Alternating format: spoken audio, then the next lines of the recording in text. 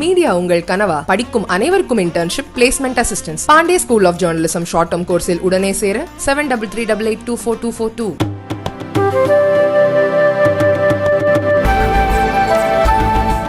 மத்திய நிதியமைச்சர் நிர்மலா சீதாராமன் டெல்லியில் பத்திரிகையாளர் சந்திப்பில் தமிழகத்தில் வெள்ளம் பாதித்த இடங்களுக்கு அமைச்சர்களும் அதிகாரிகளும் தாமதமாகவே சென்றனர்.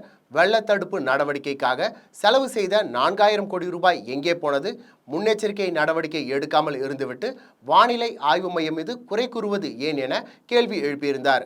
இதற்கு திமுக அமைச்சர்கள் தங்கம் தென்னரசு, உதயநிதி போன்றோர் தங்கள் கண்டனத்தை பதிவு செய்திருந்தனர்.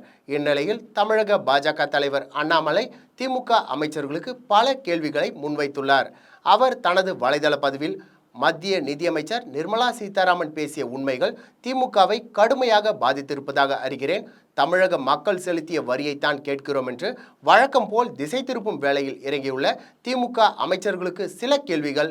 தமிழக மக்களின் வரி பணத்தில் இருந்து உதயநிதியும் சபரிசனும் ஒரே ஆண்டில் 30,000 கோடி ரூபாய் முறைகேடாக சம்பாதித்தார்கள் என தமிழகத்தின் முன்னாள் நிதியமைச்சர் சொன்னார். அந்த 30,000 கோடி ரூபாய் எங்கே? டிஎம்கே ஃபைல்ஸ் வெளியிட்ட போது நோபல் ஸ்டீல் நிறுவனத்தின் கிளை நிறுவனமான நோபல் பிரிக்ஸ் நிறுவனமும் உதயநிதி ஸ்டாலின் அறக்கட்டளையும் ஒரே விலாசத்தில் இயங்குவதை சுட்டிக்காட்டி துபாயிலிருந்து நோபல் ஸ்டீல் நிறுவனத்திடமிருந்து வருவதாக சொன்ன 1000 கோடி ரூபாய் முதலீடு குறித்து கேள்வி எழுப்பியிருந்தோம். அந்த கேள்விக்கு இன்று வரை பதிலில்லை. 4000 கோடி ரூபாய் மழைநீர் வடிகால் பணிகளில் 98% முடித்துவிட்டோம் என்று தமிழக முதல்வர் உட்பட அனைவரும் கூறினர். ஆனால் 42% பணிகள் தான் முடிந்துள்ளது என்று திமுக அமைச்சர் KN நேரு சொன்னார்.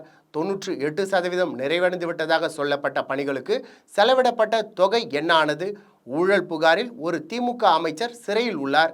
மற்றொரு திமுக முன்னாள் அமைச்சர் பொன்முடி ஊழல் புகாரில் தண்டனை பெற்று சிறை செல்ல உள்ளார்.